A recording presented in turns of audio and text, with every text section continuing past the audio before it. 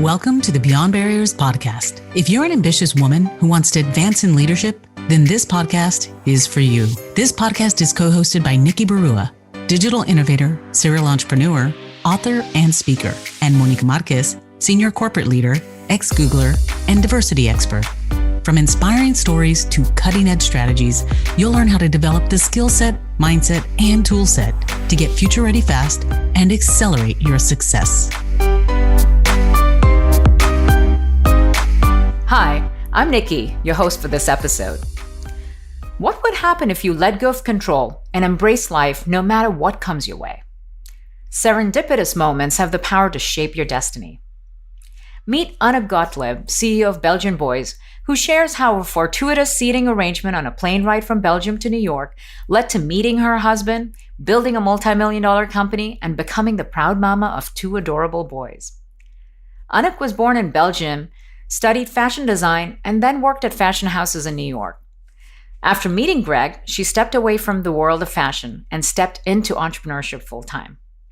Today, Anouck leads a passionate team dedicated to creating joy for customers and spreading sweetness in people's lives. Her leadership has fueled the exponential growth of the company, brought in high-profile investors, and gained recognition as one of the fastest-growing companies on the Inc. 5000 list. Anouck is on the mission to turn up the happy, one sweet moment at a time. Belgian Boys is in the business of fun, offering a delicious assortment of breakfast, sweet treats, and desserts available in 5,000 stores and online. Anouck believes that the key to joy is to embrace the journey and trust that the timing of your life, knowing that the universe has your back. Visit I'mBeyondBarriers.com where you'll find show notes and links to all the resources in this episode, including the best way to get in touch with Anouck. Hi, Anouck. Welcome to the show. I'm so thrilled to have you on the Beyond Barriers podcast. Thank you so much for having me. I'm so excited to be here. Let's dive right in because you've got an amazingly inspiring story and so much that our audience is going to be really thrilled and excited to learn from you. So let's start at the beginning. Tell us a little bit about your company and what it's about, and then we'll dig deeper into how you got there. Yeah, so Belgian Boys is really our story. We are a happy brand. We make waffles and sweets and treats to make people smile because you know what? Like, life is hard and you've got to make it easy with the things we put in our inside us, and then really it's our story. It's the nostalgia of when we grew up. Mm-hmm. Greg started the business, moved to Brandeis, and for himself was bringing treats that he grew up with to enjoy. And his American friends in the dorms were like, oh my God, this is good. Where can I find it? And it was nowhere to be found. He's like, maybe there's an idea or something I need to bring in. And at the end, he was just bringing suitcases back every time he was traveling to Belgium to come to America with waffles and chocolate and caramel and all these kind of sweets. And that's really how it started. Yeah, that's I love the idea of just spreading joy and happiness and, bringing sweetness into people's lives. But it's such a fortuitous beginning, right? Of just trying to solve a problem for yourself and then being able to spread that joy with so many other people. But how did you and Greg meet? What's that story? So Greg really is our story is like really long, but I'll do it in very short. I met a guy in a plane from Belgium to New York, and that guy was Greg, and so you're both from Belgium originally. Yes. So we're both from Belgium originally, and we're actually from the same community. We differ 5 years. So we went to the same high school, but we differ 5 years. So we didn't know each other, but we knew of. And then we were in the same plane. I went to New York to pursue a career in fashion. And Greg was in the same plane as me. And that moment really did change my life.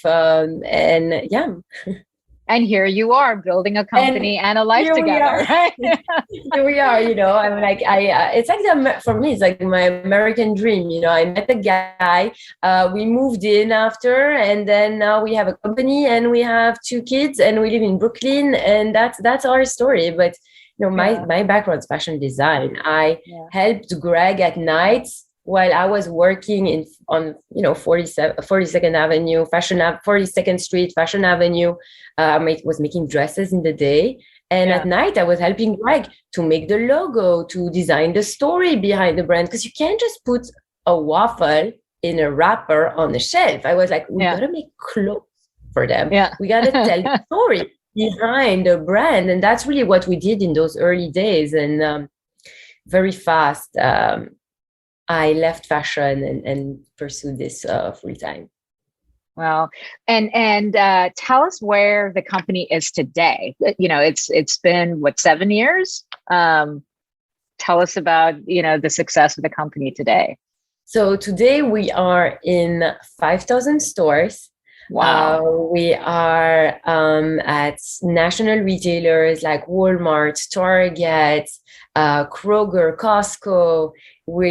We're a team of 5 just before the pandemic. Today, we're a team of 20 of amazing, talented people that are just, it's fun to work around. And we just raised our first institutional capital this year. So we finally can, we've been a bootstrap business for the past 7 years. Wow. Really learning about what it is that we're doing, figuring it out, and taking those small wins and scaling it over the last 7 years, really digging into our consumer. And now really we haven't scraped the surface of what we're going to do. So I'm excited about what the future holds too. Absolutely. So I want to go back to that moment where you made the decision to switch from being a career in fashion, which is what you were doing, and helping with Belgian Boys on the side, to becoming the CEO of this company and leading its growth and success and leading the team. And you're an incredibly inspiring leader. What would you describe your superpower as? How did you figure out what that was? It's interesting. I don't know if it's one thing, but I was in this fashion industry, and I used to love to design, but honestly, it became quite a toxic work environment where I was. Mm-hmm. And I remember I got engaged. I was the happiest girl in the world, and I wasn't expecting it. And I just went back to the office. And 5 days after, I came back to this office, and I was getting back to myself and in a not happy way. And, you start bringing that at home as well, your complaints at work. And I was like, this can't be happening. Like, I just got how am I like a week later feeling this way? And that's when I knew. I stepped into the office, my resignation, and I said, I do not want to be in an environment that makes me feel unhappy. And going forward, that is not something I want to ever be in a position again.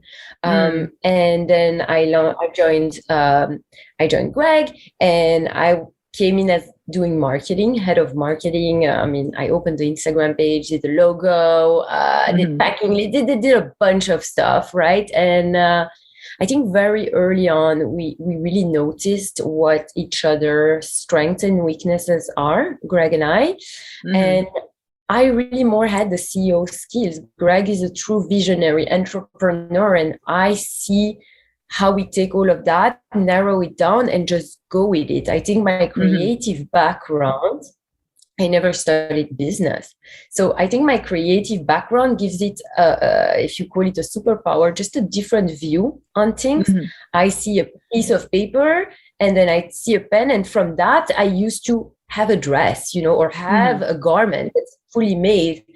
I think I have the ability to think about business in a creative way. Because of my background, I'm not bound to what I learned in business school. And I think that just gives me a different approach. I lead with my gut, with what I see is right for me. And I ask a lot of questions to people around me.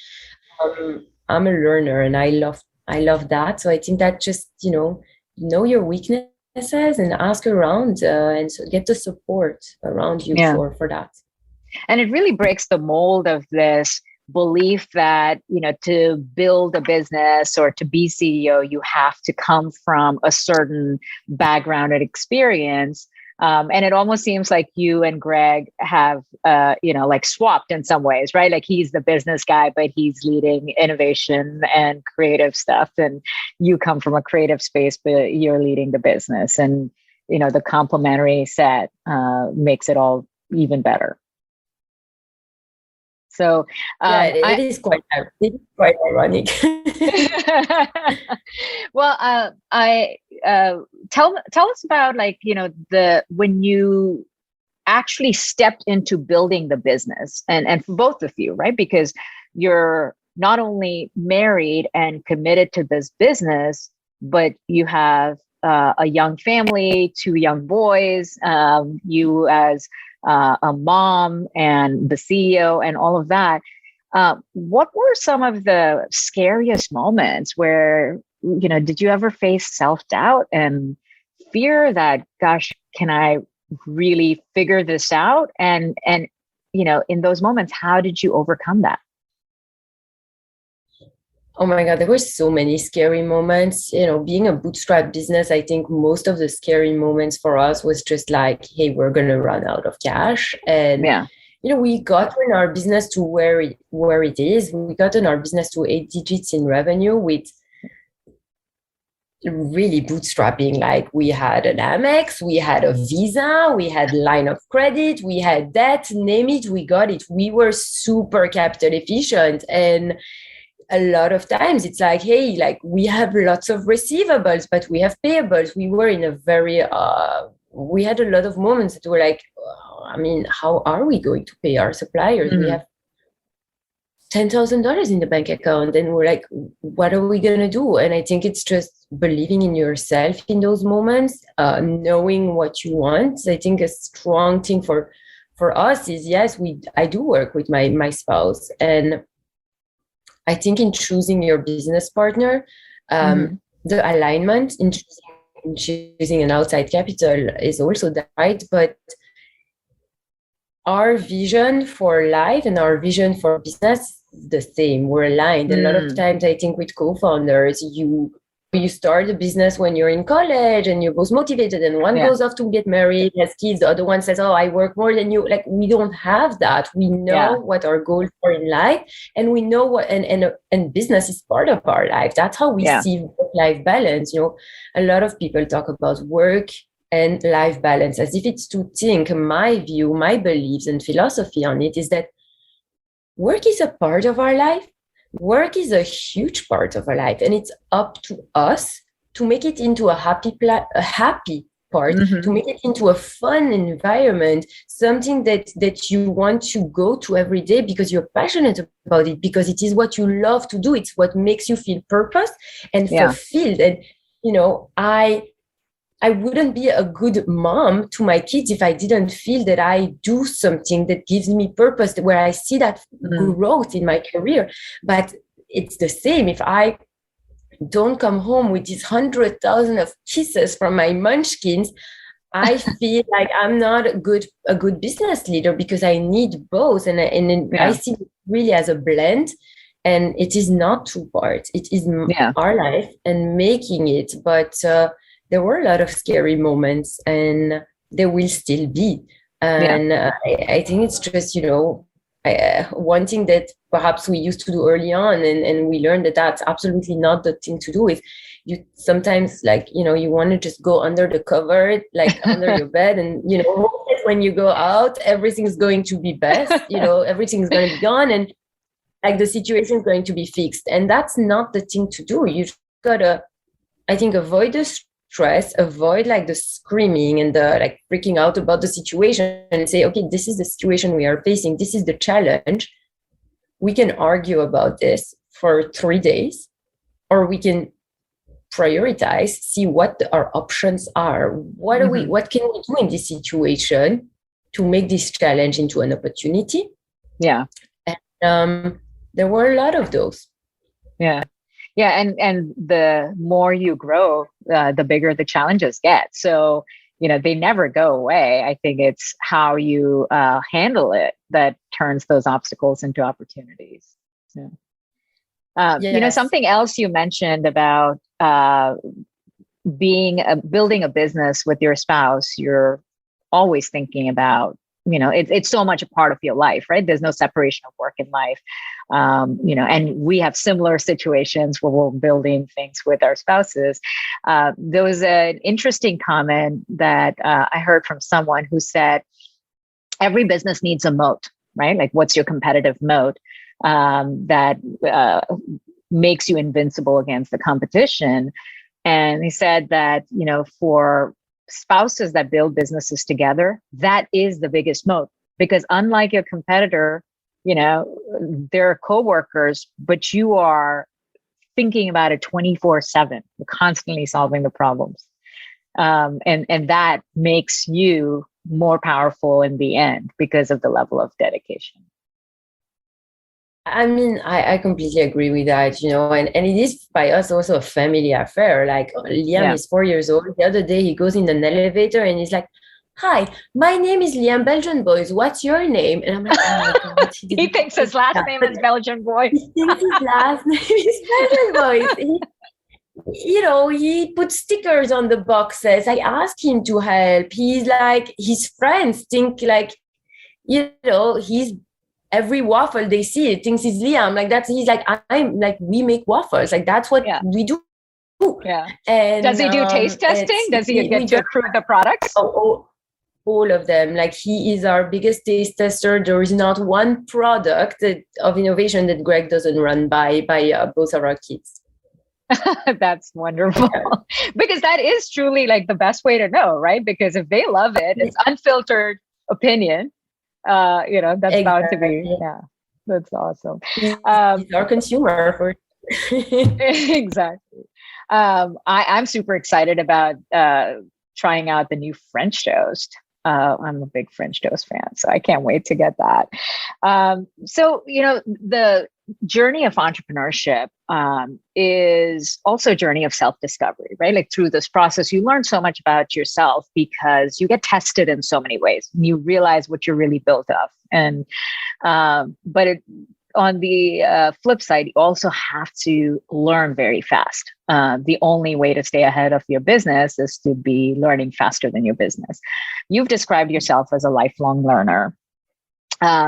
Tell me, what are some of the habits or methods that, what drives your learning?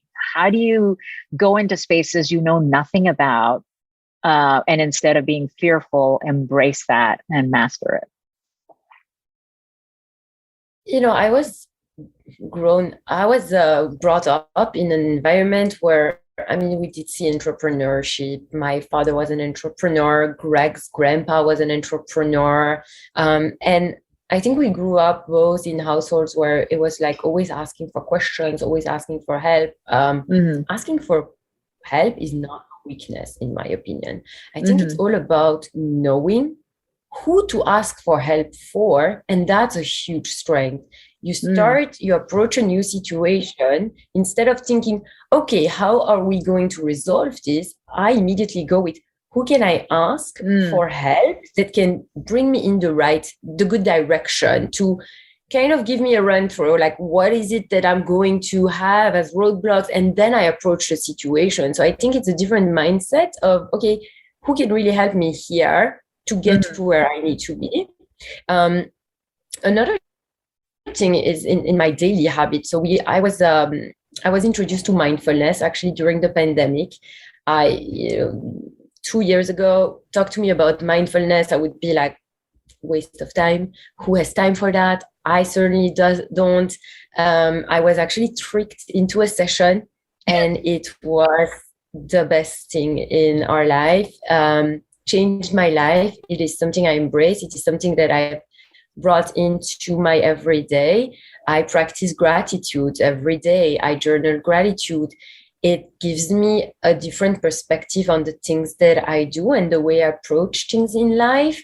I have executive coaching, something that also I was like, who needs that? Well, I'm addicted. Like, that's how I start my Monday morning, 9 a.m. That's my first meeting. And that's how I approach the week.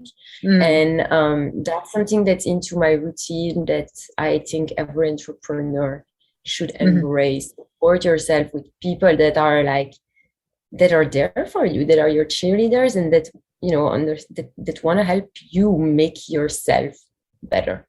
Yeah. And self-care as well, right? So taking care of yourself allows you to give more to the world. Let's dig into a little bit more specifics around being a mom. You know, you are running a very large business that is super high growth, and congratulations on the Inc. 5000 recognition and one of the fastest growing companies. You are running the business with your husband and you have 2 boys under the age of 5. That sounds daunting, and that could seem daunting to a lot of people who must think, like, how do you do it? How do you figure it all out? What advice would you give? Get support. That's one. You know, you can't do everything by yourself. Like, we can't. We live, our parents live on other continents. Like, we don't have the luxury of having grandparents that can come. So we do have help. We have an amazing nanny that we could never, you know, I couldn't do without, right? And in the beginning, I think when we had Liam, he was just born, I was like, yeah, we can do everything. I remember when Liam was born, I was breastfeeding. He was in our office. We had a crib in our office. We were in the WeWorks at that time. And he was there every single day until he was 3 months old. And I was like on conference calls with a newborn, and our team was like strolling him down to make him fall asleep. And then at one point we were like, okay, we need to get support. We need to get help, because I can't do everything. You're a human. And I think it's understanding what are the things that you need to give in to be a good mom. I need to feel amazing at work in order to come home and to be with Liam and Josh and be present in that moment. I decide to work from 8:30 to 5:30. I know that after that, I'm with the kids and I turn off my phone and I am devoted to that time with them. I look forward to it and they look forward to it. The weekends is the time I really look forward to. But you can't be everything. And I think putting that stress on yourself, that guilt, I have it a lot of times, but you're always gonna have it, right? You're gonna have it when you miss important meetings because you need to be there for your kids, and you're gonna have it when you miss a school event because you gotta be at somewhere. So I think don't beat yourself up for those moments. Yeah. And yes, make sure that you have like that, because at the end of the day, also, if you think about those kids, you're the center of their universe. Whatever you do, you're their center. Like, and it doesn't need to be complicated. It's like, take the time and read a book with them.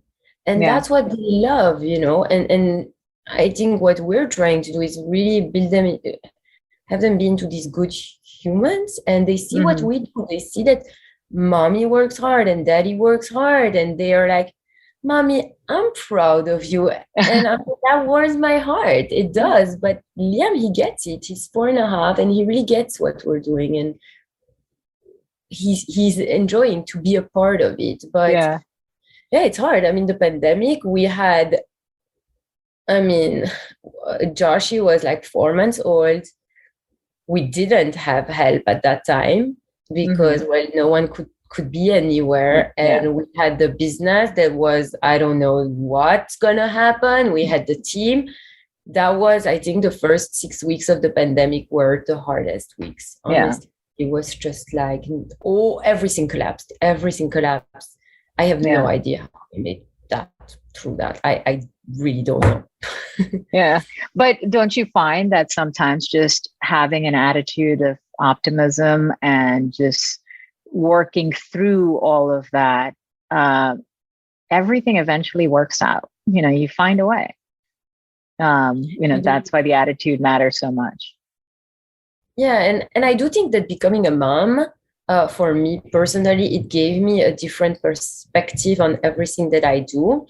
It's like, okay, I maximize my time like really efficiently now, because I don't have the luxury of, not doing it.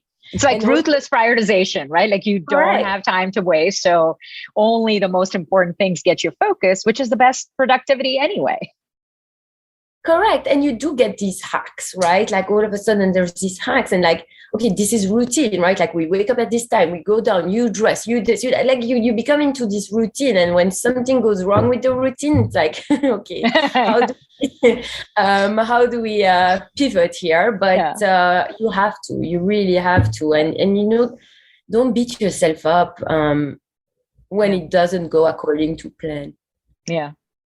And get help. Don't be afraid to ask for help. And get help, 100% get help. You can't do it on your own, because you're not going to be the person. I mean, I wouldn't be that person. Yeah. What if you could pinpoint the invisible ceilings limiting your success? Imagine having clarity on your strengths and barriers so you can take action and gain unstoppable momentum to advance as a future-ready leader. Well, that's exactly what the Beyond Barriers quiz will help you discover. You'll get your personalized score based on the 25 essential elements proven to accelerate success in the digital age, so you can understand what's holding you back and where to focus your efforts. The Beyond Barriers quiz is completely free and takes just a few minutes. Go to iambeyondbarriers.com/quiz and take the quiz today.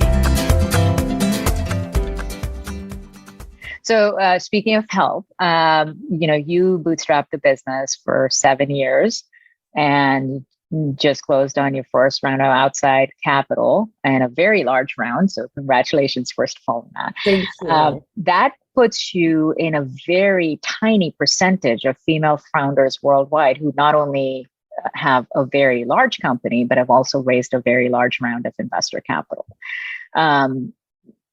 Just by virtue of that experience, there's perspective and insight you've gained from that. Could you share that with someone who's listening to this and thinking, gosh, the odds are against me because so few female founders get money or get investment or scale up their businesses even? What can they learn from you?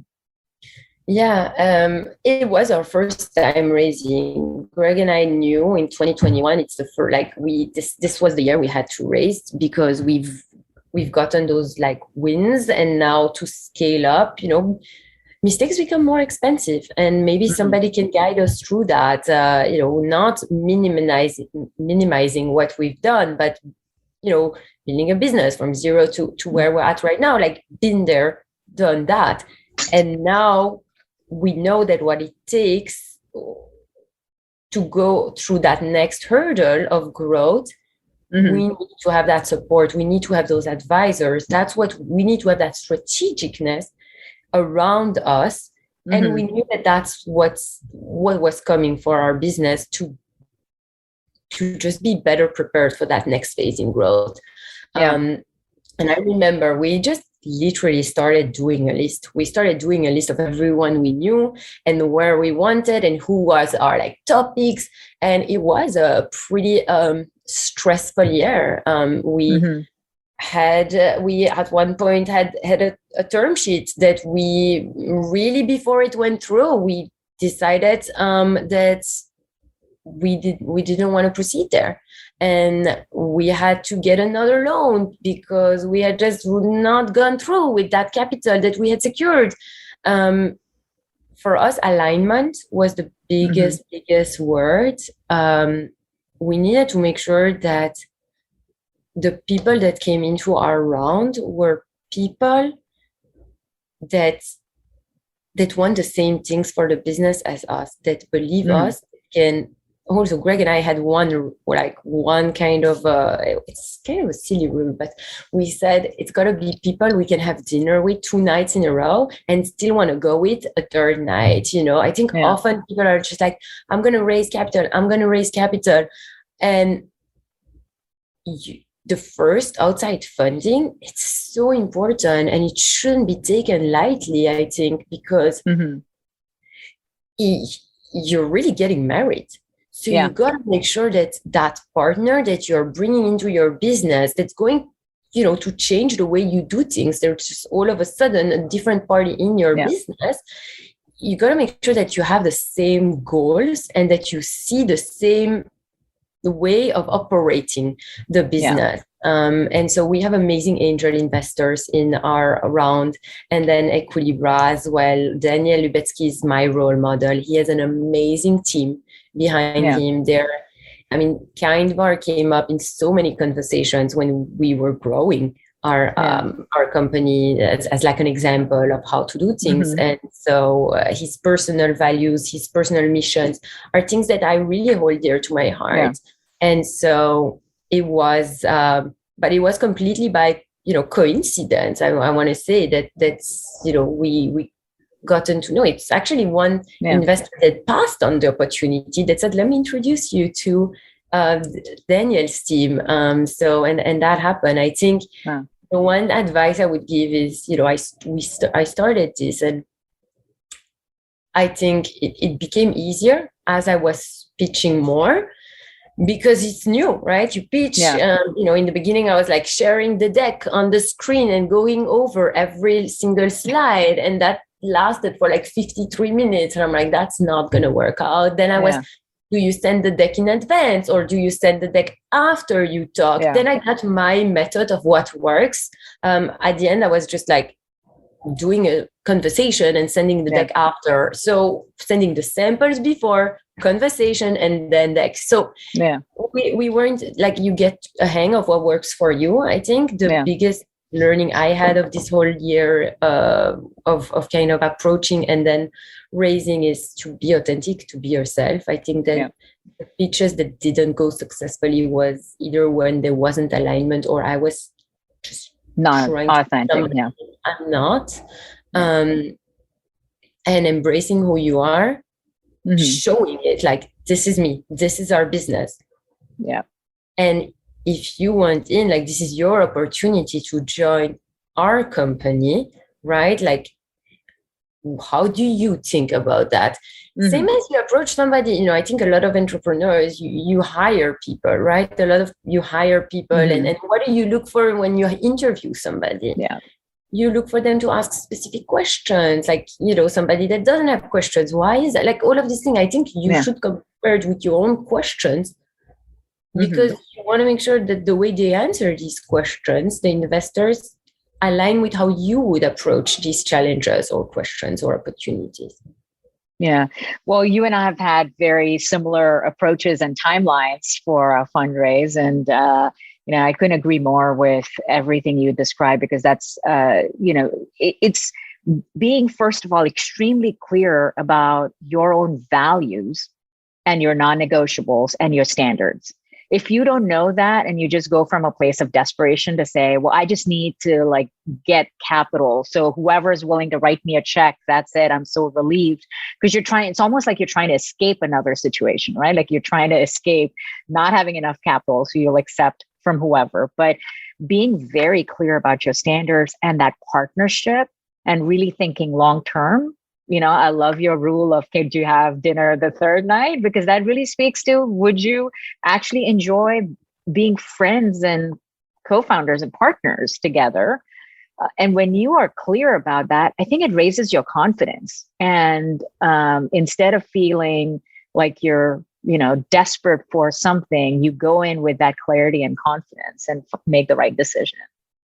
Yes, for sure. But it's a long road, especially the first one, I think. And I'm happy about the journey I went through, because I met people that made me feel not who I am. And I know now how to deal with that kind of situation, or how I would approach that situation, or meeting these kind of people too. So you really learn it, just like this whole, in like 7 years of building a company, you learn all the time. I learned from that experience so much, and I am very excited to have my role model as my partner, and I'm still like, pinch me, how this happened, right? So it's very exciting, and I'm very grateful for that. Congratulations to you and your entire team, and everything that Greg and you started and built this far. It's a lot of big things to come from this point on, but it wouldn't be possible if you hadn't persevered for this long. Your giving back has been very core to the company mission and culture from the very beginning. And I also think it's so innovative and creative in the ways in which you have introduced giving back programs. And what has been the ethos driving that? Because it doesn't seem like a marketing ploy. It comes across truly authentic. And that's why even the partnership with Kind and with Daniel is such a great match. I think it's imprinted in who we are as people. It's just something we saw, again, going back to our homes, but where we grew up, it's something we saw very front and center. Like, you are here because people gave. We are also, second, third, my grandparents and Greg's grandparents were Holocaust survivors. And that, from the education, from everything we saw at home, that gave us, people gave. And that's why I'm here. We're lucky to be alive. And that came into everything that was at home, from, the way we ate dinner, the way we approach family situations. It was really imprinted in us. And it's a part of why we have a business for us. It's just like spreading this happiness, like everybody should enjoy that. And our product is just fun. It's easy. And it comes very natural to what we do. It's not just, okay, we don't give a check because we want to check a box to donate money. It's like, okay, we launched the mustache shaped cookies. We take a selfie with the mustache. And then actually in the beginning, when we launched that product, we were like, okay, let's partner up with a charity and bring proceeds there. And then we got this answer from charities like, oh, you got to commit to donate at least X amount of dollars a year. And we're like, well, that's weird. A, we're a tiny company. We can do that. And B, that kind of goes against what we believe in, to have to commit to this amount of, even if we want to give like $10, like that's what we can do. So we were like, why not include our community, our customers, into where we give? And so every month, our customer takes selfie with our mustache shaped cookies, nominate the charity of their choice for part of our proceeds. And we get the chance to partner up with associations from like the Alzheimer Foundation to a local dog shelter or saving sea turtles. Like really a variety of causes that our community holds dear to their hearts, and it brings back to that happiness of our consumer and our brand. And actually that's just something we really want to amplify as we grow, because we haven't done, we're not doing enough. Yeah, but you're also doing it in such a joyful way, right? And giving is the greatest joy. And the stash campaign is super cool. It's so well done. So anyone listening to this, where can they go so they can be part of that and join in? Yeah, so if you're listening from the US, we're available nationwide in the stores, or you can find us on Amazon or on our website and get a product. And let me know what you think. I love feedback when people buy our product. It's the products are great, especially the French toast. Okay, so let's dive into the lightning round questions. So what book has greatly influenced you? A book, The Infinite Games by Simon Sinek. Love that book. It changed the way I look at everything. Success is not the end game. Success is the journey you're on. Enjoy the journey. It's like a lifelong adventure that we're on, and it changed everything. Wow. What's your favorite inspiring quote? What doesn't kill you makes you stronger. True. We've lived through that for 2 years. So many. What is a moniker you'd use to describe yourself? I think a happiness spreader. There you go. Yeah. Happiness. What is a habit or a change that you implemented that made the biggest difference? Mindfulness. Bringing that into my life has changed who I am. And then imagine you're walking onto a stage. What's the power song you would want playing? Dancing in the Moonlight. Love that song. It's actually the song I listened before I went on to any pitch. It's just like it puts me in my mood. I love it. I get happy vibes, and I'm just like dancing. Awesome. Well, Anouck, it was so great to have you on the show. You are a truly joyful person, and your brand and your business is bringing that into every home and spreading joy with families. So thank you for everything you do and how you lead and the beautiful world you're building. I can't wait for our audience to not only learn from this episode, but enjoy all your products and support you in your community. Thank you for being here. Thank you so much, Nikki. I am so glad that we sat next to each other at a dinner, and that now I'm talking to you, and I'm on your podcast, and I'm like, wait, what? And I'm super grateful. And I mean, you and Monica are amazing, and the company you're building. And thank you for having me. Thank you for listening to the Beyond Barriers podcast. There are thousands of podcasts out there, and we are so grateful that you've chosen to listen to ours. If you enjoyed the show, please leave us a rating and tell a friend about it. And subscribe to get new episodes every Monday, Wednesday, and Friday. Visit IamBeyondBarriers.com, where you'll find show notes, links, and the best way to connect with our guests. See you next episode.